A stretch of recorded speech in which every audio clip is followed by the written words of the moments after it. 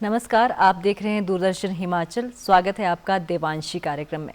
आप जानते हैं कि इस कार्यक्रम में हम आपकी मुलाकात ऐसी महिला से करवाते हैं जिन्होंने एक खास फील्ड में एक खास मुकाम हासिल किया होता है। तो आज हम जिस शिक्षिका से आपका तारुफ करवाने वाले हैं उनके बारे में मैं ये कह सकती हूँ कि टीचिंग ही नहीं बल्कि इन्होंने शिक्षा के क्षेत्र में एक अलग जो है मुकाम नया हासिल किया है। वो चाहे बच्चों को अलग अलग एक्टिविटीज़ के थ्रू हो या फिर पढ़ाई के लिए या फिर लिखावट के लिए या फिर बच्चों में जो गतिविधियों के प्रति प्यार होता है, क्राफ्ट के प्रति, वो सारी चीज़ें उनमें हैं। और ख़ास तौर पर इन्हें बहुत सारे अवार्ड भी मिल चुके हैं। हाल ही में इन्हें 2022 में जो स्टेट अवार्ड मिला है गवर्नर से, और साथ ही बेस्ट टीचर के अवार्ड इन्हें लगातार मिलते रहते हैं, वो चाहे ब्लॉक लेवल पे हो या स्टेट लेवल पे या फिर अपने ही एसएमसी या फिर अपने ही जो इनका डिपार्टमेंट होता है उसमें भी उन्हें बेस्ट अवार्ड मिलते रहते हैं।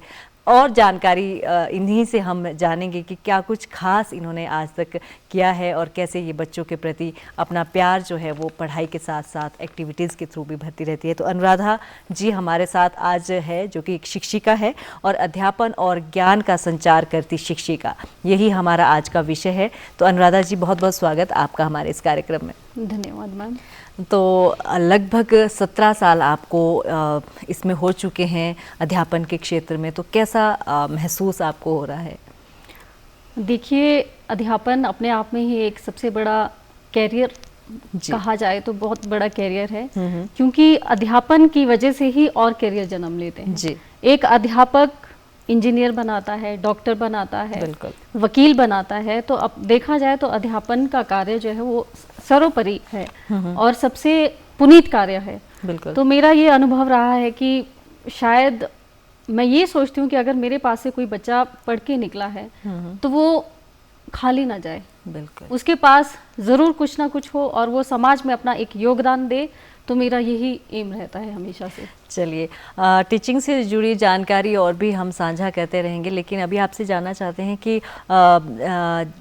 कहाँ आपका बचपन बीता है, कैसा आपका बचपन रहा है, उसके बारे में थोड़ा सा बताएं। मेरा बचपन मेरे गांव में ही बीता है। मैं यहाँ से शिमला से लगभग 50 किलोमीटर की दूरी पर एक गांव है बैरटी, मैं वहाँ से संबंध रखती हूँ जी। और मेरी प्रारंभिक शिक्षा भी वहीं से हुई है। और जैसे हम बात करते हैं बचपन हमारा जैसे बीतता है, उसी का जो फ़र्क है वो पूरे लाइफ में हम रहता है। तो आपके अपनी फैमिली के बारे में बताएं, कौन कौन आपकी फैमिली में थे, कैसा आपका बचपन रहा है भाई बहन के बीच, उनके बारे में बताएं। मेरे पापा श्री धर्मदास कश्यप जी, वो एक सेवानिवृत्त कृषि विकास अधिकारी थे, क्लास 1 ऑफिसर थे। और मेरी माताजी श्रीमती नंदी देवी हैं और वे गृहिणी हैं। और हम 4 भाई बहन हैं, जिसमें कि मैं सबसे छोटी हूँ।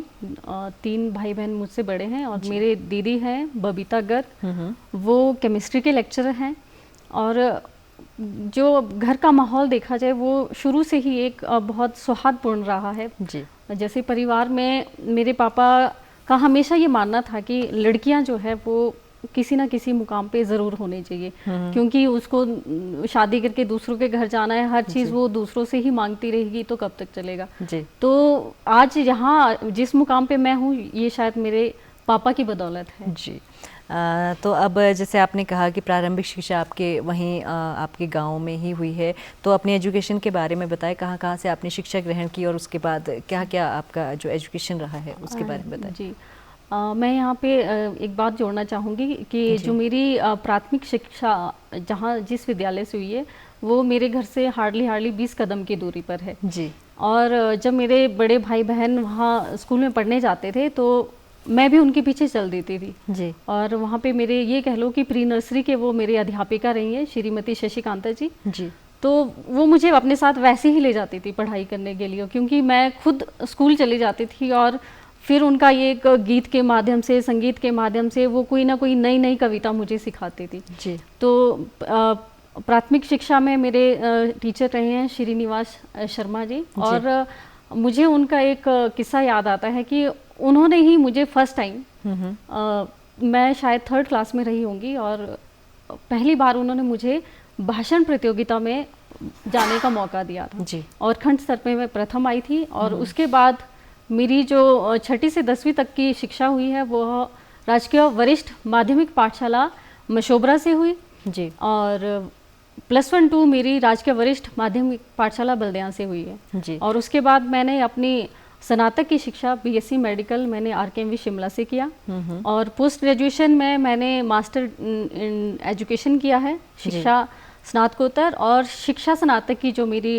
डिग्री रही है वो मैंने दूरवर्ती शिक्षा के माध्यम से ही आईसीडीएल एचपीयू से की है। जी।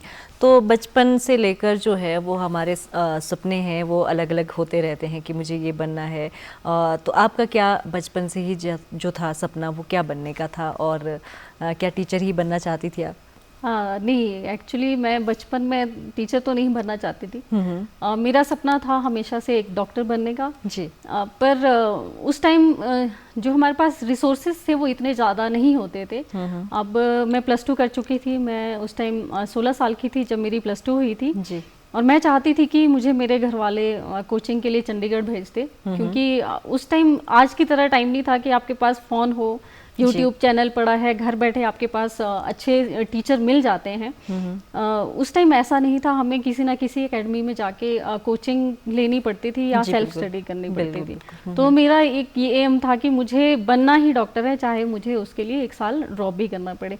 पर वो होता है ना कि माँ बाप के लिए जो छोटा बच्चा है वो हमेशा छोटा ही रहता है। बिल्कुल। वो 30 साल का हो जाए फिर भी नहीं ये छोटा ही है। वही सिचुएशन मेरे साथ भी रही कि मैं +2 कर चुकी थी, बट मेरे मम्मी पापा के लिए नहीं, अभी छोटी है, हम नहीं भेज बाहर सकते। नहीं भेज पाएंगे। तो मुझे आगे फर्दर बीएससी के लिए भेजा। बीएससी मैंने कंप्लीट की और जो डॉक्टर बनने का पैशन मेरा था वो उसमें मैं उसके साथ कॉम्प्रोमाइज़ नहीं करना चाहती थी।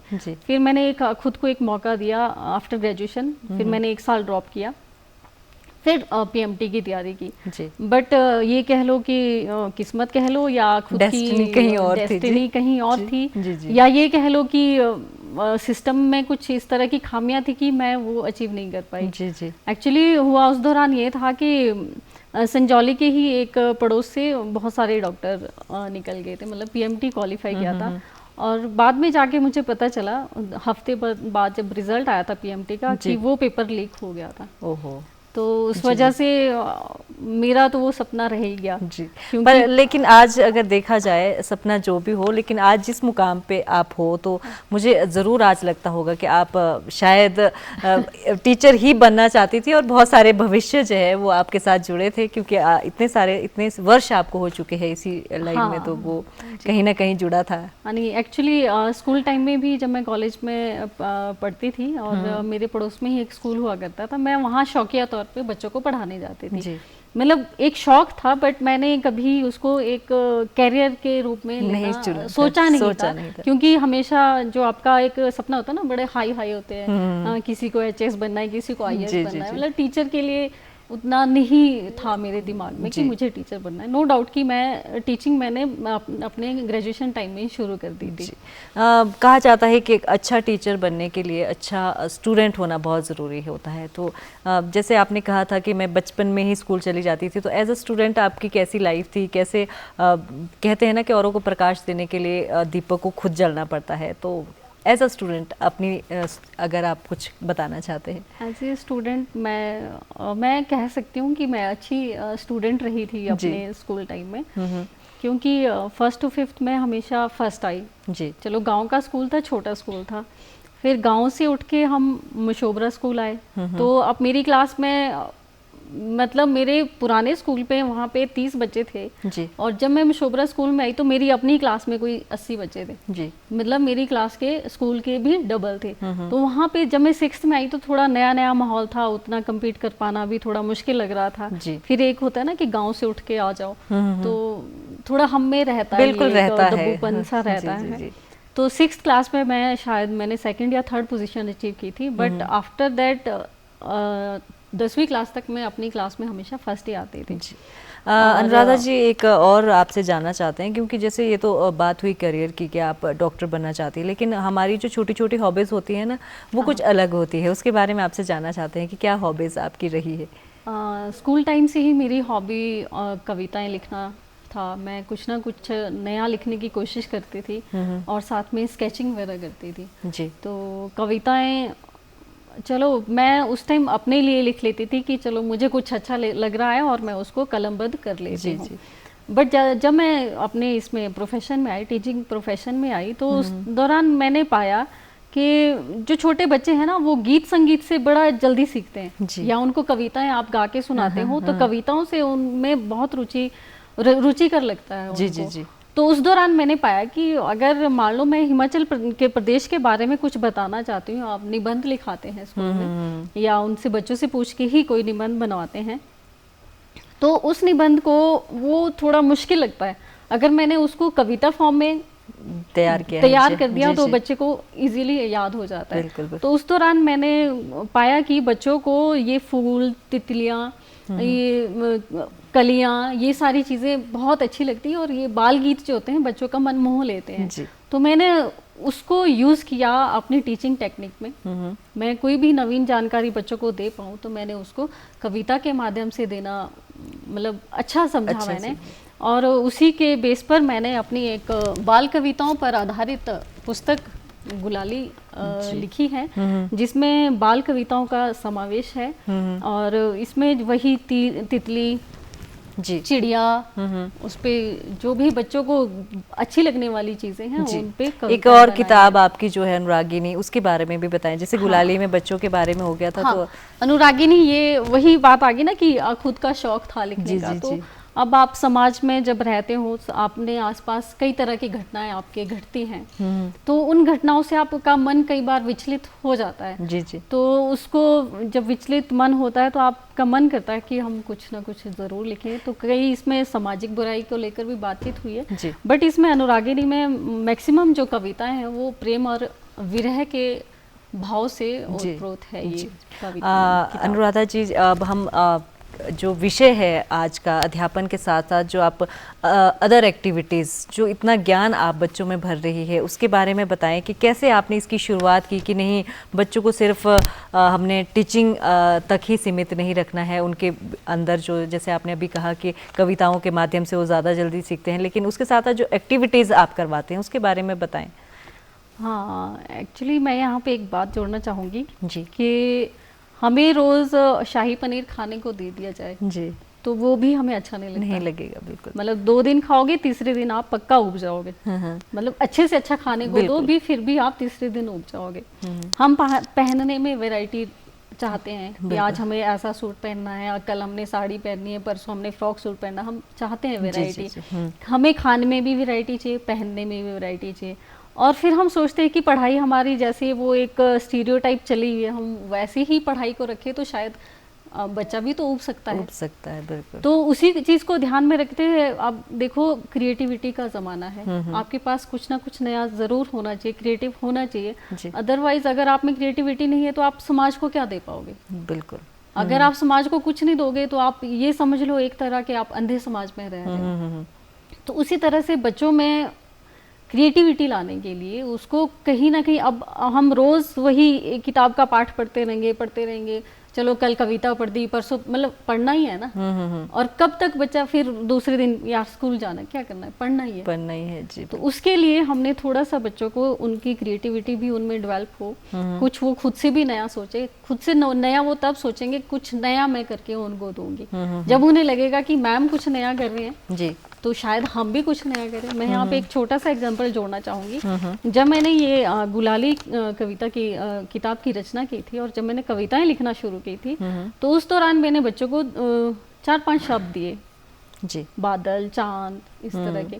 तो पहले तो उनसे सिंपली मैंने ये करवाया कि आप छोटे छोटे इस पे पैराग्राफ लिख लो। पहले वाक्य बनाओ, उसी वाक्य से इन शब्दों से जुड़ता हो आप एक पैराग्राफ लिखो, और धीरे धीरे उन्हीं शब्दों को आगे पीछे करके कविता बनाना सीख ली। अब जो चीज़ मुझ में थी, अगर मैं कविता लिख रही हूँ तो मैं चाहती थी कि मेरा बच्चा भी कविता लिखे। तो उन्होंने कविता की रचना भी की है और उन्होंने कहानी की रचना भी की है। तो आप यहाँ पे जैसे देखना चाहते हैं, ये वेस्ट मैनेजमेंट के कुछ मटेरियल मेरे पास पड़े हैं और ये मटेरियल जो है ये हमारे बच्चों ने तैयार किए। वाह, अभी हम इसी के बारे में चर्चा करना चाहते थे कि क्राफ्ट वर्क जो है, एक्टिविटीज़ के दौरान आप बच्चों में ये क्राफ्ट वर्क कैसे कैसे करवाते हैं, कब करवाते हैं और क्या क्या आप बनवाते रहते हैं।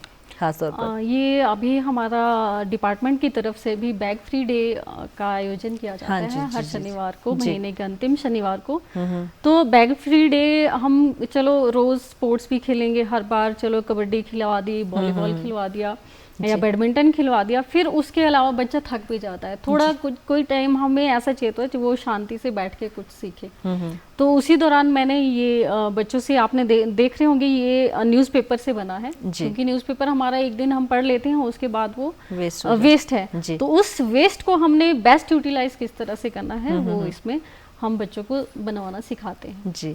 और ये आपने बेंगल से शायद हाँ, ये हाँ, आपने ये बेंगल से बनवाया है, और ऊन जो पुरानी ऊन है जी। चलो कोई बच्चा नहीं भी ला पाए तो अच्छी बात है। ये इसका आप थोड़ा सा अगर आप इस चीज़ को आगे आने वाले टाइम में ले जाकर देख सकते हो तो आपको लग रहा है ये आने वाले टाइम में बच्चा इससे अपनी आजीविका भी कमा सकता है। बिल्कुल, ये बहुत अच्छी चीज़ आपने कही। नहीं तो हम ये कह सकते हैं कि 5th तक का बच्चा इतनी अच्छी चीज़ें जब सीख रहा है तो आगे चलकर तो वो इसमें और क्रिएटिविटी अपनी भर सकता है। और इस तरह से शायद जब हम देखते हैं तो बच्चों का इंटरेस्ट भी हमें पता चलता है कि उन्हें क्या अच्छा लगता है। कुछ बच्चे पढ़ाई में अच्छे होते हैं, कुछ क्राफ्ट में अच्छे होते हैं, कुछ स्पोर्ट्स में अच्छे होते हैं। तो इस तरह से बच्चों का जो है हर तरह का टैलेंट निखर के आता है। नहीं, एजुकेशन का मतलब है ही वही ना कि हमें ऑलराउंड डेवलपमेंट करनी है। हमें ये तो नहीं है कि उसको सिर्फ किताबी ज्ञान देना है। किताबी ज्ञान आपका कहाँ तक वो लेके चलेगा। एक चीज आपने खुद भी नोटिस की होगी कि जो हमने खुद एक्सपीरियंस किया है, खुद जिसके साथ हमने काम किया है, वो चीज़ें हमें लंबे समय तक याद रहती है। बिल्कुल। और अब किताब से पढ़ा हुआ तो शायद आपका पेपर तक याद है, उसके बाद फिर जी। अभी जैसे हम बात कर रहे थे कि बहुत सारे अवार्ड्स आपने लिए हैं, तो सबसे पहला अवार्ड जब आपको मिला उसके बारे में बताएं, और किस लिए मिला था और कैसा महसूस आपको उस समय हुआ था? चलो अवार्ड्स तो वैसे मैं यहाँ पे एक चीज़ ऐड करना चाहूँगी कि हमारा पाठ्यक्रम रहता है उसमें हमारी को करिकुलर एक्टिविटीज़ भी सम्मिलित रहती हैं। को करिकुलर एक्टिविटीज़ पे हमारे टूर्नामेंट आते हैं। टूर्नामेंट मैं जोड़ना चाहूँगी यहाँ पे। तो उसमें कई तरह की प्रतियोगिता होती है, जैसे वॉलीबॉल हो गया, कबड्डी हो गया, कल्चरल आपका इवेंट रहता है। तो क्योंकि मैं खुद स्कूल टाइम से लेकर इन सब में पार्टिसिपेट करती थी, तो मैं ये चाहती थी कि जब मैं जो चीज़ मुझे आती है वो कहीं आगे जाएगी तब रेप्लिकेट होगी, अदरवाइज जो मुझ में है मेरे तक रहेगा और वो मेरे तक ही खत्म हो जाएगा। जिस दिन मैं नहीं रही उस दिन वो भी खत्म हो जाएगा। ज्ञान बांट के बढ़ता है, वही बात है कि ज्ञान बांट के बढ़ता है। जी। तो उसी तरह जैसे उसमें होती थी लोक नृत्य प्रतियोगिता होती थी, आपका ग्रुप सॉन्ग हो गया, वन एक्ट प्ले हो गया। तो मैंने शायद 2010 में इस टूर्नामेंट में भाग लेना शुरू किया था, जहाँ पे मैंने अपने बच्चों को तैयार किया था। ये शुरुआत मैंने पहले अपने स्कूल के बच्चों से ही की थी, और अपने स्कूल के 10 बच्चों को लेकर मैंने एक प्ले तैयार किया। जी। उससे पहले हमारा जो ये प्रतियोगिता होती है ब्लॉक लेवल पे होती है। जो ब्लॉक लेवल पे टीम फर्स्ट आती है वो आपकी डिस्ट्रिक्ट में जाती है, डिस्ट्रिक्ट में जो फर्स्ट आता है वो फाइनली स्टेट में जाता है। जी। तो पहला प्राइज मुझे क्या मेरे बच्चों को स्टेट में मिला था। 3rd प्राइज था हमारा वन एक्ट प्ले में। जी। फर्स्ट अटेम्प्ट में वो 3rd पोजीशन थी।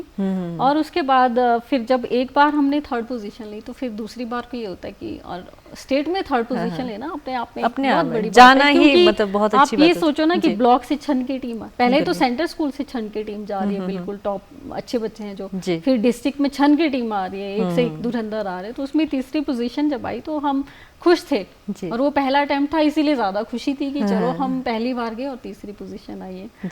तो उसके बाद से जब हम वापस आए स्कूल में अपने आए, तो हमारे जो SMC होती है, स्कूल मैनेजमेंट कमेटी होती है, जिसमें पाठशाला के बच्चों के अभिभावक जुड़े होते हैं, उन्हें भी अच्छा लगा कि देखो हमारे ये छोटे छोटे बच्चों को इन्होंने, उस टाइम वो कुल्लू में था जी। अब शिमला क्या गुम्मा का बच्चा अगर कुल्लू में जा रहा है तो वो अपने आप में बहुत बड़ी बात है। तो उनको बहुत अच्छा लगा था, और उस टाइम पे जो वहाँ की SMC थी उन्होंने मुझे बेस्ट टीचर के अवार्ड से सम्मानित किया था। ये शायद 2010 की बात है। तो ये आपका पहला जो जी, ये मेरा पहला अवार्ड था। और उसके बाद फिर ये सिलसिला चला रहा जी। मतलब ये समझ लो कि 5-6 साल तक इसने रुकने का नाम नहीं लिया जी। 2010 में अगर हम 3rd थे तो 2011 में शायद नहीं हुए थे, 2012 में हमने फिर वो 2nd पोजीशन पे आए वन एक्ट प्ले में। फिर 2012 के बाद 2013 में हमने फर्स्ट पोजीशन ली।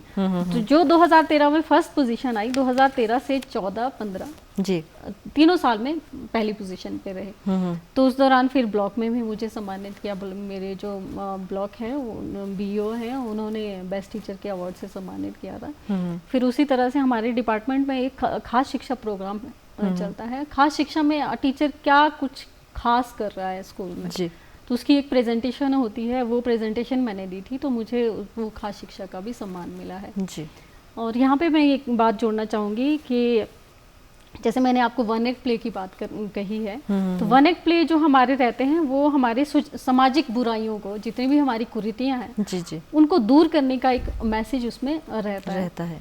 तो हमारे पंचायत के प्रधान जी थे, उन्होंने कहा कि देखो आप ये सारा टैलेंट ब्लॉक में दिखाते हो, डिस्ट्रिक्ट में लोकल ने नहीं देखा था तब तक जो हमारे, क्योंकि गांव में ऐसी चीज नहीं हुआ था कोई भी प्रोग्राम।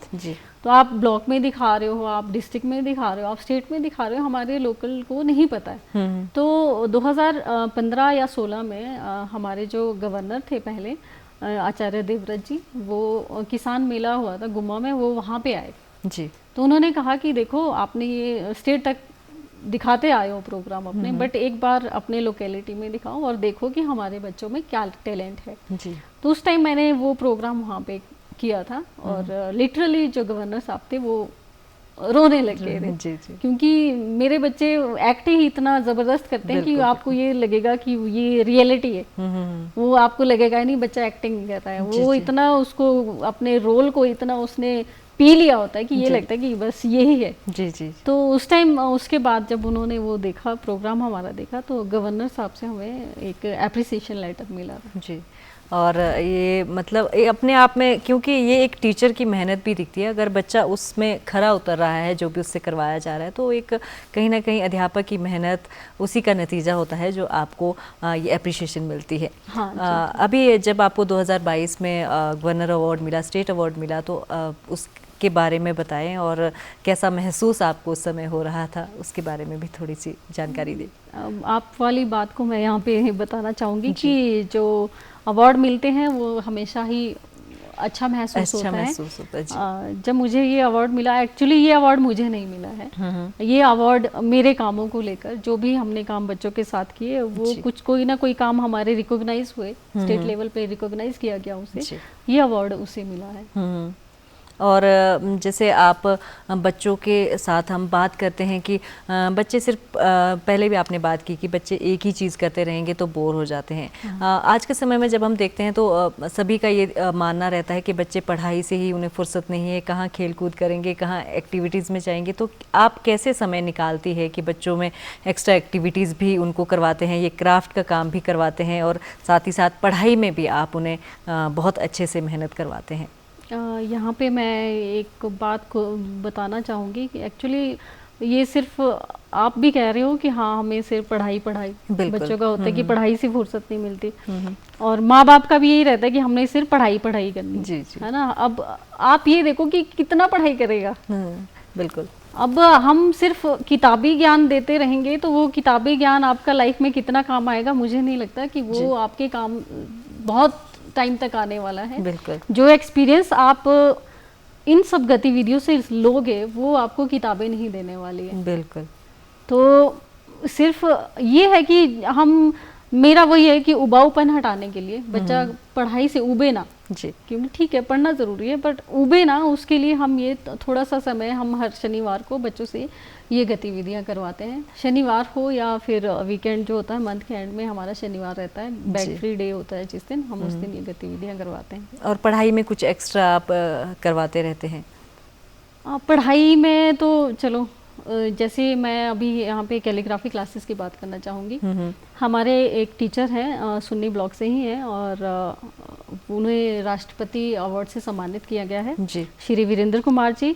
उन्होंने एक मुहिम छेड़ी थी कैलीग्राफी को लेकर जी। उनका मानना था कि उनका क्या, वैसे सभी का मानना है कि बच्चों की हैंडराइटिंग अच्छी होनी चाहिए। लिखते तो मेरे बच्चे भी अच्छा थे जी, बट जो एक कैलीग्राफी में जो मुझे कमियां अपनी सुलेख में लग रही थी, जो मैं बच्चों को सिखा रही थी उसमें कुछ कमियां लग रही थी, वो सुंदर नहीं दिख रहा था जी।